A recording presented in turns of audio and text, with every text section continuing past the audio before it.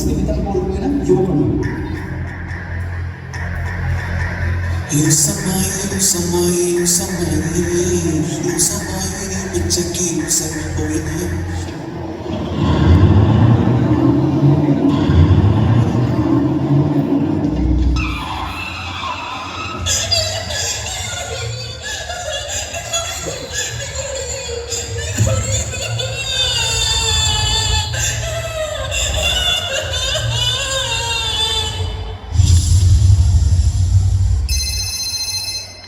మీ ఫ్యామిలీకి యాక్సిడెంట్ అయిందిరా, త్వరగా రారా.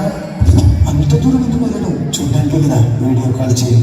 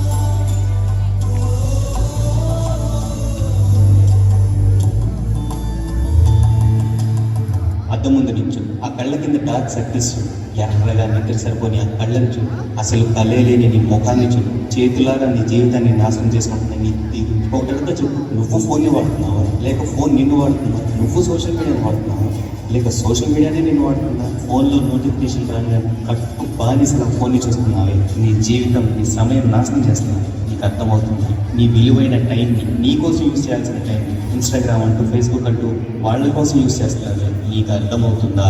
అది నిన్ను నీ మైండ్ వాళ్ళు హ్యాక్ చేస్తున్నారు. నీకు అర్థమవుతుందా? నీ జీవితాన్ని నీ సంతోషాన్ని నీ టైంని లాగేసుకుంటున్నారు. ఇప్పటికైనా మారు.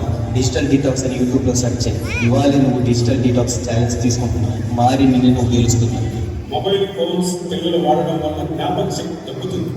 7-8 సంవత్సరాల పిల్లలు కూడా ఇంటర్నెట్ బానిసలు అవుతున్నారు. ఫేస్బుక్, ట్విట్టర్ అకౌంట్, వాట్సాప్లో chatting, upload, download, likes, comments ఇవే లోపమైపోతుంది. పేరెంట్స్ జాగ్రత్త తీసుకోకుంటే వారి బంగారు భవిష్యత్తు చెక్కటవుతుంది. తల్లిదండ్రులు ఇంటర్నెట్ సౌకర్యం ఇవ్వాలి, కానీ మన కనుసంధానంలోనే ఉండేలా జాగ్రత్త పడాలి. తల్లిదండ్రులారా, సోషల్ నెట్వర్కింగ్ వల్ల మీ పిల్లల్ని పడకుండా చూడండి. తస్మాత్ జాగ్రత్త.